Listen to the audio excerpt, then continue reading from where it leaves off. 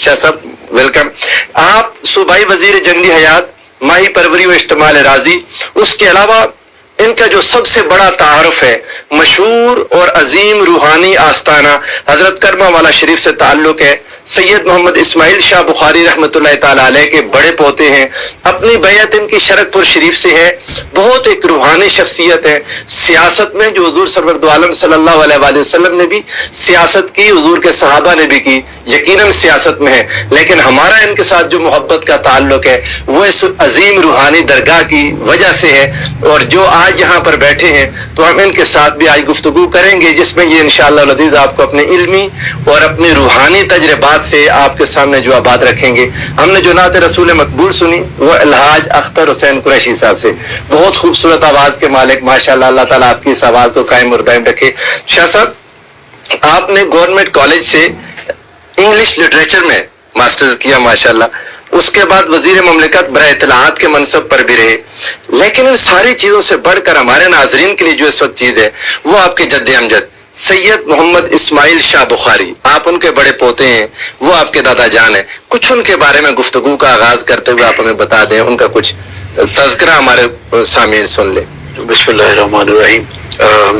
دیکھیں آپ کی بڑی ذرا نوازی ہے، آپ نے جو میرے بارے میں کچھ الفاظ کہے میں ان کے قابل نہیں ہوں. اس میں کوئی شک نہیں کہ میرا شجرہ نسب جس میں میرا کوئی کمال نہیں ہے وہ ایک روحانی خانوادے سے ہے اور بخاری سادات سے ہے. اس کے لیے میں اللہ کا اور اس کے حبیب کا مشکور ہوں، لیکن وہ تو میرا کوئی اس کا کمال نہیں ہے. جہاں بھی انہوں نے بھیجنا تھا دنیا میں اس گھر سے بھیج دیا. میں ذاتی طور پہ آپ یہ کہوں کہ میں ان کا پوتا ضرور ہوں، مگر میں اپنے آپ کو ان کا خادم سمجھتا ہوں. بلکہ جو لوگ ان کے قرب میں رہے، اور میں بہت سارے بزرگوں کی زیارت کی اپنے بچپن میں، انہوں نے ہمیں اصلاح کی، ہماری کچھ بتایا. میں ان بزرگوں کو، ان کے مریدین کو، اور یہ میں یہاں سے نہیں کہہ رہا، میں یہاں سے کہہ رہا ہوں، میں اپنے آپ سے بہت بہتر سمجھتا ہوں. اور دوسرا، حضرت صاحب فرمایا کرتے تھے اپنے دوستوں کو بیلی کہا کرتے تھے، اور آپ نے کبھی اولاد کا اور ان کا فرق نہیں رکھا، بلکہ اگر کوئی ترجیح آئی تو وہ بیلیوں کو آئی، اولاد کو وہ ترجیح نہیں آئی. تو میں سمجھتا ہوں کہ آپ کے الفاظ میری جگہ پہ قائم. اور میں خود چونکہ گناہگار آدمی ہوں، میں اس طرح جس طرح حضرت صاحب کا ایک طریقہ کار تھا اس پہ کلی طرح عمل پیرا نہیں ہوں. لیکن میں یہ عرض کرتا چاہوں گا کہ میرے دل سے یہ بات کبھی نہیں گئی کہ جو ان کے متعلقین ہیں ان کی خدمت کر سکوں، اور جتنی بھی ہو یہ میرا فرض بنتا ہے، میری تربیت اس کے ساتھ. کیا بات. جہاں تک سید محمد اسماعیل شاہ بخاری رحمۃ اللہ علیہ کا تعلق ہے تو آپ خلیفہ اعظم اور خلیفہ اکبر تھے حضرت میاں شیر محمد رحمۃ اللہ علیہ شرپور شیبہ. اور آپ کا ایک طرح امتیاز یہ بھی ہے کہ آپ کو چاروں سلاسل سے بیعت کی اجازت تھی، مگر آپ نے بیعت کا سلسلہ صرف نقشبندیہ سلسلے سے بڑھایا اور میاں صاحب کی وضاحت سے بڑھایا. حالانکہ جو پہلی خلافت آپ کو دی وہ مولانا شرف الدین صاحب نے عطا کی تھی چشتیہ سلسلے. اور سرکار جو اللہ کے ولیوں کا علم ہوتا ہے وہ ایک انبیاء کی میراث ہوتی ہے، اور وہ اللہ تعالیٰ ان کے سینے میں بھیجتا ہے، علم لدنی ہے. مگر حضرت صاحب کا فارسی میں، عربی میں، حدیث میں ظاہری طور پہ بھی بہت زیادہ آپ کا علم تھا. اور اس میں ایک اور صوفی بزرگ جن کا تعلق جلال پور شریف سے ہے، سید حیدر علی شاہ صاحب. سید حیدر علی شاہ صاحب اور حضرت صاحب دہلی میں اکٹھے پڑھتے رہے اور جلال پور شریف سے. اور اس کے بہت دیر بعد ملاقات ایک دفعہ ہوئی تو میں نے تذکرہ اپنے والد گرامی سے یہ سنا تھا بہت پہلے، آج تو ان کو بھی 43 سال ہو گئے دنیا سے گئے ہوئے. تو وہ فرمانے لگے، سید حیدر علی شاہ صاحب جلال پوری رحمۃ اللہ علیہ، آپ فرمانے لگے کہ انہوں نے ایک شعر پڑھا ابراہیم ذوق کا کہ اے ذوق کسی ہمدم دیرینہ کا ملنا بہتر ہے ملاقات مسیحا و خضر.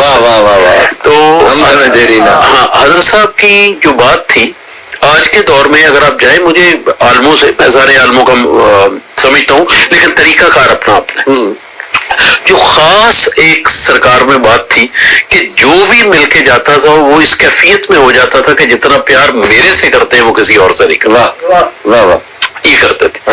اور دوسرا فنافی شیخ تھے، جہاں دیکھتے تھے جدھر دیکھتے تھے انہیں حضرت میاں شیر محمد صاحب شرپوری یہ نظر آتے تھے.